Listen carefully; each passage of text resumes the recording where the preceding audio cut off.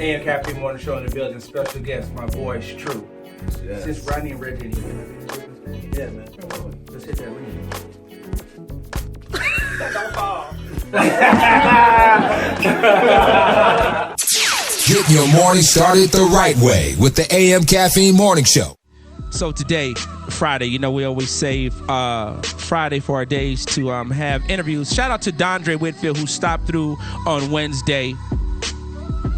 He didn't bring Sally, his wife, Sally Richardson, with him, but we still allowed him to rock with us. But today's real special, dude. Let me tell you why. One of my all-time favorite, and again, when we have guests, I try to give our guests a proper intro and make them feel welcome and feel real good. But a lot of times I be lying, dog. Like when I say, hey, you're my favorite, or, I was just listening to you yesterday, or I just saw your movie, I be lying. Can I say something, Doc? You say that to every show. Yeah, I said I be lying. Didn't I just say I be lying? I be lying to the guests. You saying the same thing you saying about Ron C, don't blow my spot up, dog. Don't blow my spot up. He about to do it again. Right. Yeah. Today in the building, dude. The one and only. God dang, this group is special to me, man. Troop.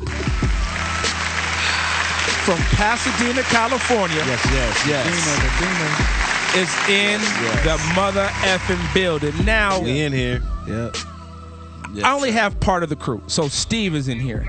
John is in here. Now, if you understand the dynamic of Troop, you know why the two other goofies ain't here. There's no Rodney B. Reggie is in here. But if you know those guys personally, or maybe if you followed Troop's journey, you would understand those are the two that you would expect not to be here. There's no I told him you was gonna get him. Oh, yep. Reggie might be in Canada. Like, if you know Reggie, there's no telling where that guy is. He will call you from Canada like, right. I'm chilling, bro. I'm chilling, dude. And having a bunch of people in his hotel room that he's never met before. Right. Never met a stranger. Right. Never met a stranger, not one. Troop is in the building today. And I have said this to them personally. I have spoke on this on air. Letting folks know that this group here had so much to do with my career in the entertainment industry. I started out as a dancer. No, don't trip. Boy has swift feet. Oh, yeah, Doc. Smooth moves. And my first professional job as a dancer was working with Troop. Yes, Every sir. time that I'm in Hollywood and I see the Edmonds Tower that was once the Solar Building. Awesome, man. Right? Yes, sir. That was the first place that I met all 5 members at the time, all 5 original members of Troop. Yeah. And I can remember, I think it was the 3rd floor. I remember what I had on that day. I was so nervous. I do too. Shout out to my girl, Tony Basil. Hey, Mickey, you're so fine. Yep. Yes.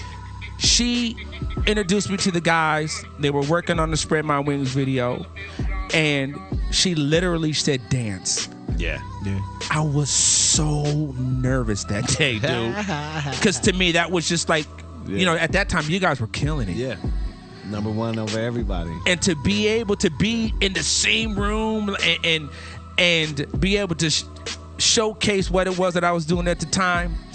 And from that day forward, man, these guys have been extremely important to me. We became friends, and I mean, they always treated me. They never treated me like they were a celebrity and I was less than that. Yeah. Like, I would go to Rodney's house when he was on tour, and he would leave me his keys. I have holes and my bad. He didn't know that. But I had a personal relationship with each individual in this group, and they were always just the most genuine cats, man. Yeah. So if I've never had the opportunity to tell you guys that in the past, I'm doing so now. You guys were extremely instrumental in my career, for real. Oh, man, I'm glad to be a part of that, bro. Yep. Yeah. Troop, man. Yes, sir. In the damn building. So Ron C. Yo. I got so much to talk about, and I'm gonna go deeper than Unsung. If you got a chance to see Go all Unsung, up in there. Yeah. if you got a chance to see Unsung, and if you haven't, They just showed it yesterday. Yeah. there it Day is. before yesterday. Google Troop Unsung, and you have got to see their episode, and it gives you an explanation of where they started and at the height of their career and some of the things that happened, why it's hard to keep groups together. But it's just a very dope story, man, to see where they came from and how much they accomplished. So Google that. But we're going to go deeper than that because I really know these dudes. I got stories. I got a story with Steve Russell that I tell all the time that we all could have got arrested fooling with Steve. He had some dynamite. I'm going to talk about that after this mix. But Steve, we went traveling and Steve did not realize that he had 2 sticks of dynamite in his jacket. In Detroit. And we got through TSA. Hey, that was the scariest day of my life, man. Yeah. We got through That TSA. still scares me if I think about it, bro. That's crazy. It was a couple days after the 4th of July. Yes, man. Yeah. And Steve had this jacket, and inside this jacket, I think he had a hole. Was it a hole or a pocket hole inside down inside of the his jacket? He had some fireworks left over, and these were like M80s They with was the like, real big fuse, right? Quarter sticks. Right. 2 of them. Yeah. First of all, I don't know what the hell you was doing that in the first place. Got him on the plane. So we're standing through TSA, and as you put your baggage through and they're looking on the screen, they stopped the guy in front of us, Steve, or behind us? But in front of me. So the guy in front of us got stopped, and they're really looking man. at his stuff. So me and Steve was like, damn, what is that dude having his stuff? Man. Yeah. You remember that? So they let the guy go. We get our stuff. We go about our business. We get to the hotel.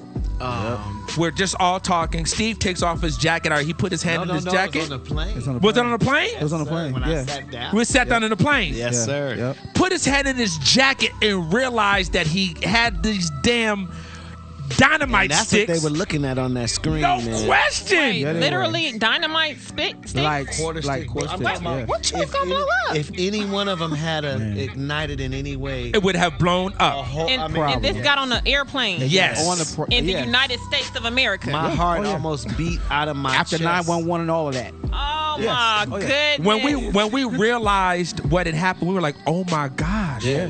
They would have put us under the jail. Yeah, they would have All thought under that we were terrorists. No, There's no doubt. Wait, how does one sneak in I didn't dynamite? sneak And up. the thing is, Listen, he didn't know the that he reason realized we got that. away with it. He didn't realize it. Everything works on vibration. Everything, whether you know it or not. Yeah.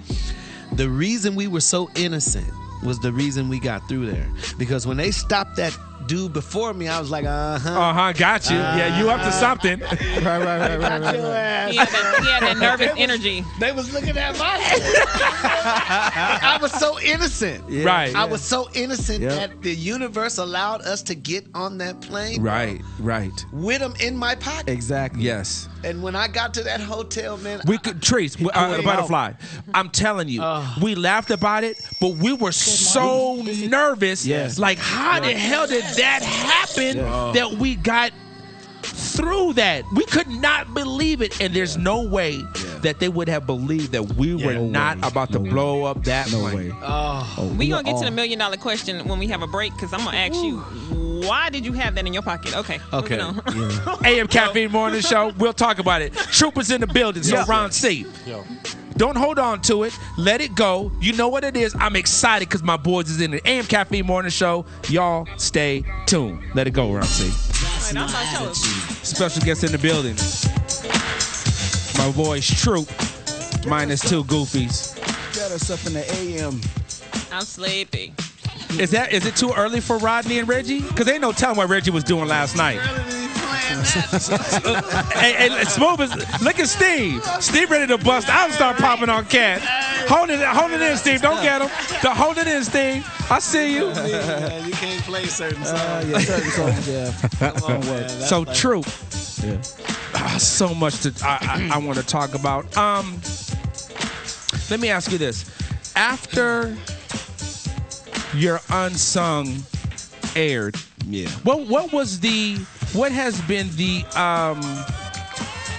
the reception that you guys have gotten from folks? Like, what have folks said about the episode, and what has folks said in regards to the whole Allen thing? First, we had one of the most highest rated unsungs out of all the unsungs. Right. Yeah. Us along with that was the rap group. I'm tripping. the rap. Anyway. Was it Kid and Play? No. Bone Thugs and Harmony. Bone Thugs. I'm tripping, man. Anyway, we got a really good reception, man. Everybody liked it. You know, a lot of people felt like they had a discovery because we didn't know you guys went through that. Like, a lot of people didn't know I was a writer and producer for so many people. Right. So it was just like a discovery for everybody. You know, they didn't know John had a show and an album, you know. Yeah. They didn't know all the other stuff going on. They didn't know that there was a conflict in the group with me and Alan, so tough, and it was just it kind of opened people's eyes to how a group like us would never had a bad record can go, disappear with a #1 record. Right. Who does that? Right. Right. Who dies from a #1? Right. After that. True. Did it feel like people were taking sides between the two, maybe no what question. you guys felt had happened from your perspective and what Alan from his perspective? Yeah. And what I found out later was that there were people being given a perspective the whole time, right? Setting the stage for something unbeknownst to me, especially. Right. You feel me? Because I'm not setting the stage for nothing. I'm everything that I'm doing. We're doing this together. From day one, we were doing it together. Right. Yeah. And I was always the more aggressive guy in the group, so that came with me when Rodney came and got me first. He knew who to come and get for his group.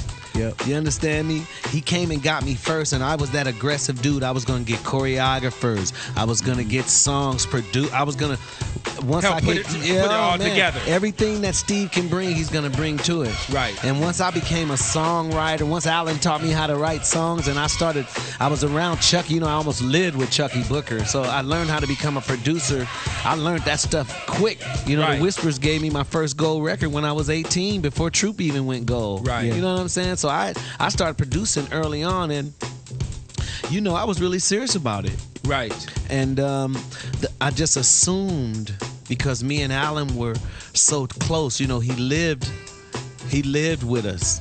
Yeah. So me and Alan were close. I never had a brother or anything like that. So you looked at him in that way. I'm open. Yeah, it's like he's my older brother to me. You know, in spite of anything, and my assumption or my expectation, and when you're ignorant, you have expectations out of people. You might have a title for it. That's my brother, or that's my mom. Right. But it's ignorant. That's my friend. It's ignorant. You know what I'm saying? Right. So anyway, in my ignorance, I assumed that we had a certain kind of relationship in spite of whatever we had gone through, and that we were definitely going to create music together, because I'm going to be honest with you, man.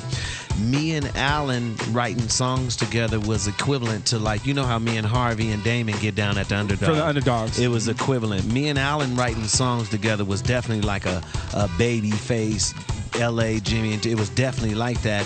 And I had expectations with that. But so from your perspective, you thought we're going to be the next duo to hang with all these other greats. Yes. Yeah. But along this ride, by me getting songs on albums and my songs getting picked over his songs along this whole way of becoming these people, there's this perception that is being built. And it was a separatism type thing, and I wasn't. You think so? That was just in his mind. Yeah, I wasn't privy to the separate shit. I was just doing what I do. If people like my song, they like my song. It's the Troop album to me. Right. The thing was about that, Doc, even when Steve was doing a whole bunch of songs for the group, the thing was Steve was actually really bringing it. He was really bringing it when it came to song-wise and writing the songs and just how they were all placed and how they all tagged along with what me, Rodney, and Reggie, what we loved about what he was doing. And he was doing it for the group. Alan was like, when he was doing his songs, it was like he was doing his songs for himself. For Alan. Yeah. It was a weird situation about how he was presenting songs to the group. Right. And it just didn't fit. Of Yeah, what like we were, when the what we when the wanted. album's Yeah. almost getting ready to get turned in, and we haven't seen you since we gave you the budget to start the album. Right. Here go my song. Yeah. Right. And it don't even fit Come the on, criteria man. of what Troop You is know. about. Right. Doesn't even fit. And I mean, I'm just being honest. I'm not bashing out. exactly. Yeah, you're just speaking I the love 'em. situation. Yeah, Oh, I yeah, love him, you but I love mean, I'm a truthful dude, so Yes. Right. this is not like I'm just being honest. Right. That's just how things went down. You know, Exactly. When it was time to do a Troop album, I would be in the studio day one Yep. until day end. You know, there's nobody else gonna. We got to turn in. You got to turn in an album. Right. We got to turn in an album. You know, so And what do you think at that time? What do you think? And of course, you cannot speak for the person, Yeah. but while you were in the studio working on Troop material and trying to get the best songs that you could get, what do you think? What was Alan doing at that he time? was Alan from Troop. He was famous. Yep. He had So a then- crew. He had a crew of 5 or 6 dudes with him. That It was wasn't in the living group? that life. It Correct. was living that life. And So- I'm not mad at it. You know, everybody has what they want to do, but Yeah. own that. Right. If you're not in the studio putting the time in, don't be mad at the guy who That's who is. is. Because Right. I'm not mad at you being out in your big cars being Alan from Troop. Right. I'm not mad at that. But I'm in the studio sacrificing freedom and everything to be the best member of the group and That make you it- can be. Be responsible for what I can be responsible for in this. Right. You know. So Everybody has a role to play. And, was it? No. Not trying to cut you, John. No. Go ahead. Was it weird when you're in the studio working and then it comes time for Alan to lay down vocals on songs that you have done? Was it weird when he came in the studio No. to lay down what he was supposed to? Never. No. So all that was cool. When I'm producing Alan, it's like Dre producing Snoop Dogg. You hear Snoop at his best sometimes when he's with Dre. Absolutely. You feel what I'm saying? And that's the same thing with Alan. You would hear him at his best to this day. If I was producing Alan, you'd be talking about him instead of Donnell Jones. Right. You know what I'm trying to say? Right. And that's just how it is. That's just the magic that we had. We never had a issue inside of that studio. Yeah. When me and Alan sit down to write a song, it's magic. Right. You know what I'm saying? We've just, I don't know how to explain that. When he came in the studio to cut, he came to work. Yeah. And we cut it. So can that magic come back? Yeah, if it's What would about- it take? It would just take money. To be honest, you would have to say, hey, Alan, we got such and such for you, man. We getting ready to do a new record. We want you to sing on the songs with us. We ain't Right. obligating you to tour and travel and dedicate yourself physically like that, but we do want you on the song so the fans can get what they want. Right. And I think it's just as simple as that. you Right. know. Nobody's tripping or mad about nothing, man. Right. You know, Has since Unsung came in, I know that you guys had in LA, you had an Unsung party. Yeah. So folks were able to see the Unsung episode before it actually came on air. Yeah. Alan was absent from that, correct? Yes, sir. The party, yeah. Has there been any communication with him since then? A little bit between certain people, But not he one-on-one. It's been through maybe what you've heard through other people. Yeah, I mean, but since Unsung, we did speak about some music that we were releasing, and Okay. it was some things released that I had put a lot of work in, and I had some questions about it being released by him. Okay, got you. But other than that, we haven't had any, there's no issues or anything, no. Right. But no serious contact, not on my end. Right. I have to say and I understand the just the group dynamic. Yeah. And how hard it is Yeah, man. to keep a group together. Yeah. And you're talking about 5 members, 5 different personalities, 5 But you know why it's hard? different ways of trying to get things done. Well, for us, man, it's just it's about just being comfortable in the skin you're in, man, or trying your best to be. Try your best to be the best at the position that is your position. You got to realize your point of power, and this is what a lot of groups don't realize. there's a reason there's Tito, Jermaine, Jackie, Marlon. There's a reason that's set up that way. There's a reason there's Alan that nobody's voice can imitate or replace. Hey, I slap that. At all. I'm going to say this on the record, all. and I have said it before. Man. When Alan is on top of his game, He's let a me beast. tell you, you cannot Crazy. fade that dude's vocals. No, he's Crazy. He's a beast. I can remember being somewhere with you guys, and again, I was very close with the group. Yeah. I can remember a performance at somewhere in LA, and I went with Alan to do a radio interview, and Alan sang a cappella. Yeah. Let me tell you, when I say he almost brought tears to my eye, I literally He's looked good, at man. I looked at him like he was green, like you are not from this planet. Yeah. Them vocals was so mother effing smooth, Yeah, he's good, man. Yeah. and I just and miss there's a place that magic. But like you said, everyone has Everybody their place. has that place, you know. There's a reason that I'm able to produce music and finish a production, and he's able to come in as a writer with his ideas or whatever and help make the magic complete. Like, you're not sitting behind, you're not telling your DJ how to do what he does. Right. You know that your place is to be the best doc. He automatically is going to be the best that he is, and y'all trust that. That creates magic. If you envy that, your vibration would be off. We'll be off. Yep. Understood. You know what I'm saying? Understood. When Troop first started, the four of us, myself, Rodney, Reggie, and John, we had already had a momentum of high vibrational frequency. We was already very popular in Pasadena before Alan ever got with us. Right. We were already winning every talent show. Everything we touched, we had to touch. Already. We were just those dudes. We had the New Edition thing, bro. It was it. Right. So by the time Alan got with us, it was maybe less than a year before we met with Atlantic. You know, so it was a quick. Alan came in at the end. Right. He wasn't all He that didn't do the groundwork struggle, that y'all had put down. Alan didn't go through a whole bunch of that with us. Right. You know what I'm saying? So he had to go along with that high vibrational momentum that was going on. He had to get on the train and ride it while it was going past, bro. That's You real. understand? That's only He real, had to though. jump on with whatever he had in his bag. He had to jump I gotta on. go. I gotta go. Right. And that's what it was. Right. Once we became famous and he became Alan from Troop, and he was unsatisfied or dissatisfied with Steve or other members of the group, his energy was able to affect the rest of the group, because if we're a crew and I come tell you, hey man, you know, me and John had $100,000 and I suggested that you gave Doc some, and he said, nah, I'm not gonna give Doc nothing.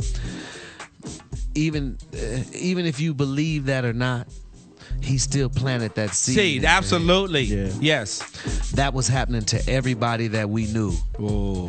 Right. So everybody is looking at Steve a certain kind of way for years because Steve did this and did that, because, you know, of course, they don't say nothing, you know. Don't say nothing, Doc, man. You Right, know. right. I'm Just just between telling- us. Yeah, I'm just Yeah. telling you this because you my boy, you know, but I really don't want, you know, I'm just letting you know how it really is. So he did that with a lot of important people around us. Very important people, bro. Predictive programming. So all of that destroyed the vibrational frequency. All of the things that was invested in me as an entity that I was bringing, all of that was shut down by everybody looking at. Right, it's right. all sideways now. So there was no more energy. It was over. Right. You know, and you know, once you grow up, you get married, you make other decisions, you have to pay bills, and you make certain deals that you shouldn't make. You take certain contracts that you shouldn't take, because you got to pay bills and do this, and you know that takes a lot of time. Each contract is 5-7 years out of your life, you know. Yeah. So, you know, once you do that a couple times, man, shoot, it's time to. Yeah, for you know it, 15, 20 years that went Come on, by. man. Your kid is 16 now. Right. You know, so. Question for you, John. Yeah. At the height of Troop's career, when you guys were just on top, if I was to say, John, I'm gonna put a battle between Troop and New Edition live on stage, who do you think would win? I'm talking about when Troop was undeniable. Let's battle. I would say probably with. And I'm talking, and not just song. I'm talking across the board, Just across the stage board, presence, exactly. Yeah. everything. I would say I would put it at around maybe the year of possibly 90. There was so much that was going on for us at the time. Yeah, we had 2 back-to-back #1 records at that time. Spread My Wings and All I Do Is Think. Big. I mean, here it is. You have Ralph New Tre- Edition, man. Yeah, Steve's gonna say New Edition. I'm gonna say New Edition / Troop because Ralph, I'm now, such come a on, big man. New Edition fan that I would love for someone to be John and take my place so I can watch that show and see New Edition and Troop be on the same stage. It's never happened. Right. It would be such like. I wouldn't know what to do, man. New Edition carries so much weight. Though. Yeah, you have man. to. You can't have that. You can't have that question answered without without New Edition carrying New Edition with them on stage. And what they have, what's behind them as well. As far as performance, we know, man, we gave Hammer hell and he had 100 people on stage. So New Edition, True Edition, Tony, it didn't matter. Anybody was going to get it. I had to, and my reason for asking that question is because I have seen both groups at their height. Yeah. Everybody knows, if you know me, my all-time favorite group is the Jacksons, and then it's New Edition. Exactly. Yeah, exactly. Same here. Yep. But when I talk about when I look at Troop and I look at the other groups that were popular at the time. Yeah. So if you're talking about the Tonys or if you're talking about Guy and Today, you can go on and on. Yeah. But when you put all them dudes on the stage, Troop is smashing everybody without a live band, without a guitar, without somebody playing the bongos. I don't give a damn. No, that's true. It's true. You guys were actually And I'm not bragging. singers. Yeah, exactly. I'm not bragging. Singers. I mean, we used to we used to be on tour, man, and we used to play psychological game with Hammer and his dancers and shit. We used to have our hands taped up, and we'd be Like we about to box, Like yeah. it's a boxing We match. used to Yeah. sparring, but right before we go on stage, while they walking in, and his dancers be looking, they wouldn't speak and shit. At all. None of them. We turn our back on Hammer. I remember Steve said we had a meeting. We had a meeting when the We tour was first wicked, started, man. and I remember Steve said, "Look, this is what I want everybody to do, band including. Everybody had to wear dark shades when we had to walk up into a building to do our sound checks and concerts and everything. He didn't want nobody looking in our eyes or nothing like that. It's It was game just a solid face. situation like, nigga, it's game time. It's game And it time. worked, Right. Doc. It worked. It worked. It Hammer worked. used to come to our rehearsals on tour and be standing in the doorway with his bodyguard looking at our steps, bro. Yeah. And then the next night, he's No, it doing was some of wicked. our shit on stage. Teddy Wow. Riley Come on, Riley man. would call me in the dressing room every night. You know, they Yep. was like at 2 million. We was like 1.5. They was tearing our asses up at that time. All the records they had. Teddy was like, "Hey man, y'all want to close tonight?" Wow. I'm telling you. Know what it was. Man, what? Yeah, they knew what it was. What? The difference, I think, We the- worming and turning flips and shit. left. that was the difference Leaning between and New falling. between New Edition and Troop. New Edition was definitely the new millennium Temptations, right? Yeah, they were. Yes. You cannot fade New Edition as far as not wait. just how synchronized they were, but Man. how their spacing on stage. Yes. But you can't go to no club with a girl. You cannot do. You can't dance with the broad and do. Can you stand the rain? Or you. That's real. Or you can't do if it isn't love. But this brother, what the hell are you doing? But you could do some Troop steps because Troop steps were derived from the club. From the street. So Troop popped. Troop locked. Troop did all the popular dances that were going on in the club, but you guys did it in a choreographed fashion. And That was the difference between New Edition and Troop. Like I said, I'll die for New Edition, but I'll die for Troop too. Because I know what it is. I don't think when you look at BBD, it's a little different. Yeah. Because they brought more of that street element. They brought more of that street They element. saw it coming and they hopped on it. They saw it. So that was the difference. Yeah.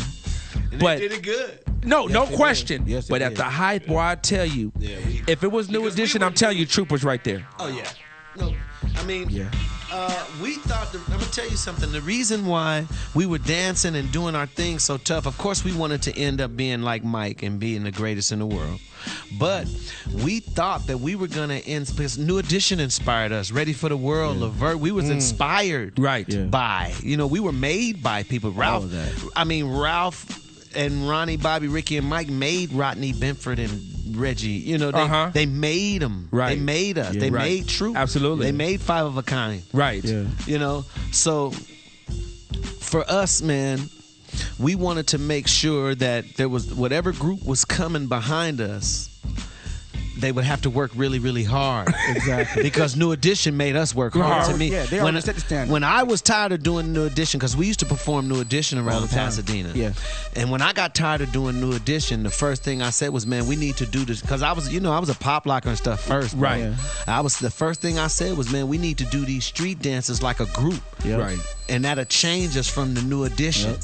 And everybody unanimously So you had agreed. that conversation with the group. Yeah. And I was the in a group dance was a New group. Edition group. I was already in a dance group called the Dramatics, and we were doing street dances. Right. Exactly. And I brought all that truth, all that street stuff over the truth. Once they Steve agreed pop locking, it, and it was a wrap. It was a wrap. Right. That's true. Right. That changed the scope of it. Yep. AM Caffeine Morning Show. My boy Troop is in the damn building. Yeah. Smooth D. So here's Smooth D. You're back. Hey. The bear didn't So get him. before you get into the mix, here's how I want to start the mix off. My favorite Troop song is My Heart. Yeah, man. Out of all the Troop songs. All of them. Out of all the Troop songs, my favorite song is My Heart. I feel you. We played that earlier, though. We're going to play the damn thing Okay, again. I don't care what you did earlier. You just got here. You ain't got no say so. Right. You almost got mauled by a bear. Like you. And So West Coast Bears. who produced My Heart was produced by Chucky Booker. It was that boy Chucky Booker. Ain't no joke. So who wrote this, Steve? My Heart. Chucky Booker. Chucky Booker wrote and produced My Heart. Yes. 20 years old. Yeah. Still At sounds 20 fresh. years old. Exactly. He's a prince. How was it when you first heard this song? Was it already done? It was demoed? How was it? Different. The song was, my heart is in the same place, just where you left it before. It was different. And, back then the labels were involved with, the songs and stuff. And when we sang it, it wasn't edgy enough as what we wanted from Chucky melodically. Okay. And so, when we had our session the next few days, that's when he switched. He went Just switched in the it back up. And switched it up. Chucky's a genius. Yes, he is. Genius. He AM just gave Caffeine Morning Show. Hey, you better start this damn mix off with My Heart. What? Chucky B, man. AM Caffeine Morning Show. Troopers in the building. This right here. And go to YouTube and you see these boys getting a boogie on what? AM Caffeine Morning Show. Troopers in the building. Let it go. Smoke D, you back. John. Yep. Steve. Yes. That My Heart is a beast, dude. Yeah, man. I love it too, man. Shout out to Chucky damn Booker. CB. Shout out to Chucky Booker, and that's what a real producer is. Like Steve was saying, to be able to get in front of the keys with nothing, Man. and literally put a song together, every element Right there. right there. Which.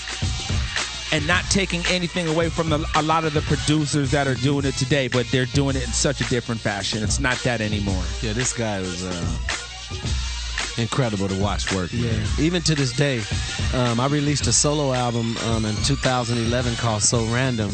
And it was the first time in over 15 years or so that me and Chucky worked together, with Troop or whatever. And Right. he did a song with me on my solo album. And, man, to watch him work again, it brought back the same All those energy. memories, Oh, right. my God. It's just like a gift from God to watch somebody like that work, man, to be honest. So talented. Talented.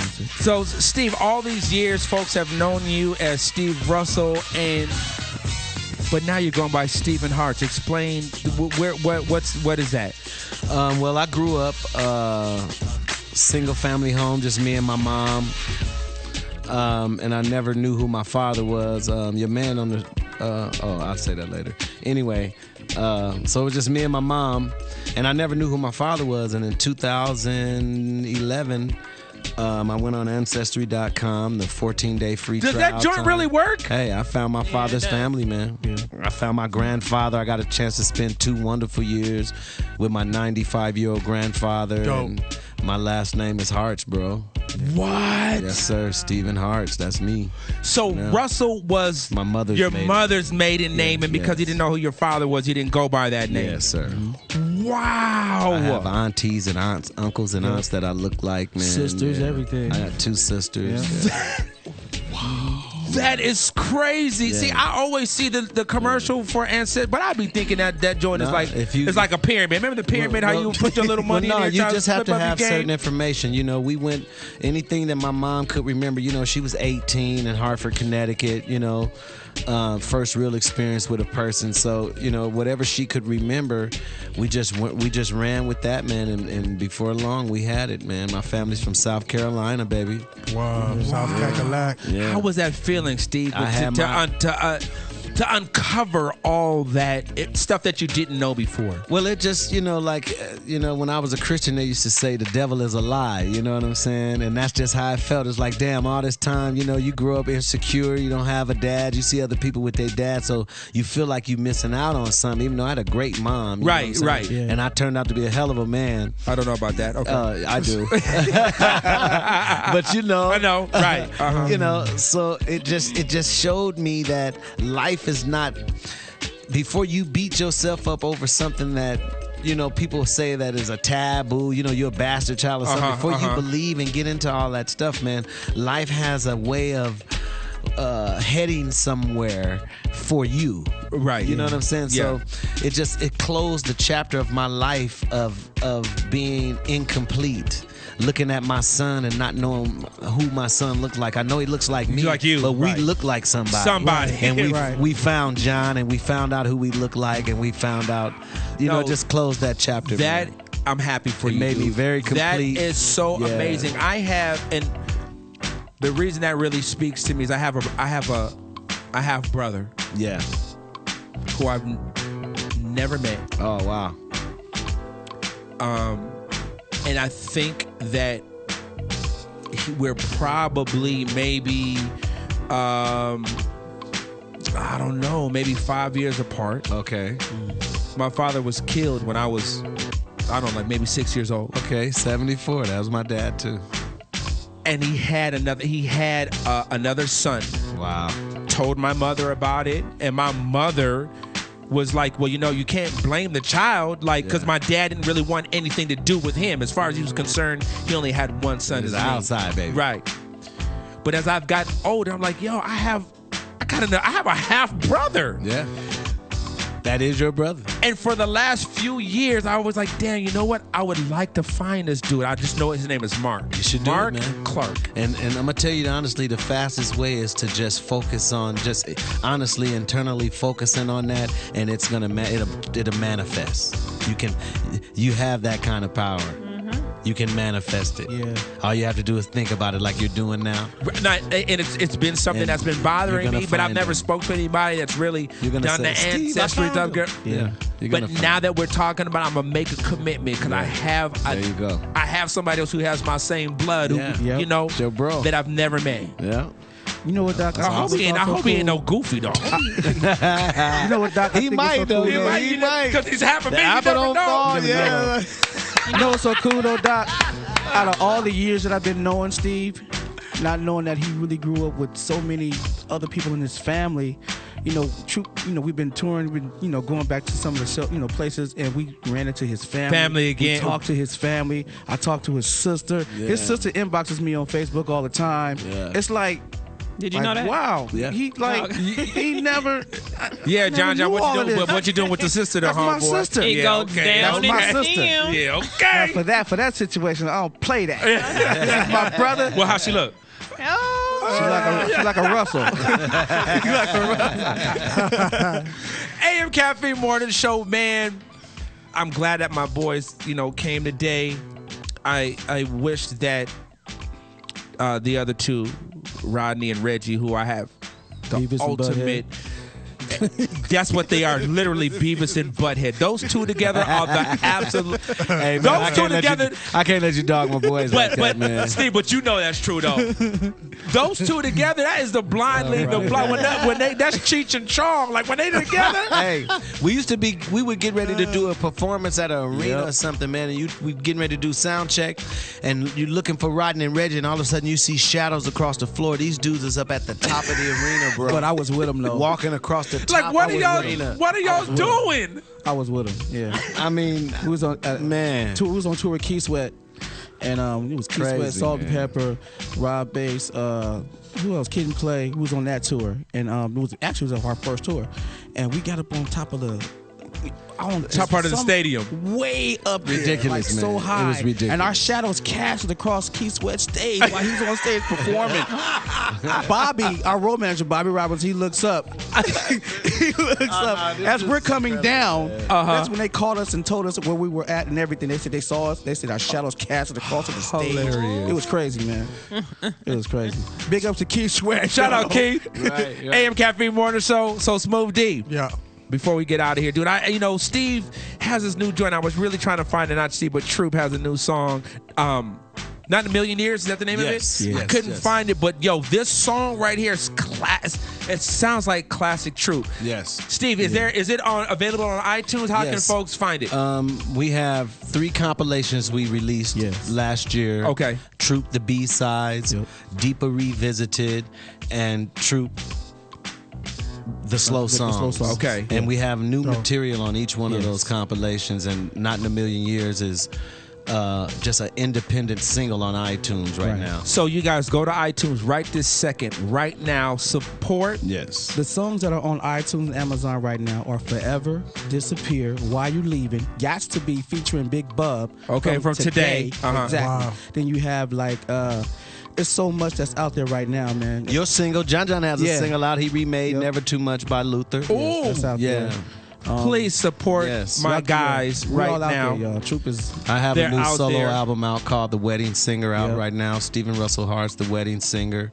yeah. So Google it. If you Google, you can find anything. Yes, sir. So please support it because right now there are no R&B groups. So in order to get that good music, you have to kind of go back to this era. Yeah. So please support R&B music because it isn't dead. You just have to go and support it. There you go. AM Caffeine Morning Show's in the building. Shout out to my boys Troop. I cannot wait for you guys to come back with everybody. Right, we be Reggie, back, man. Yeah. Rodney.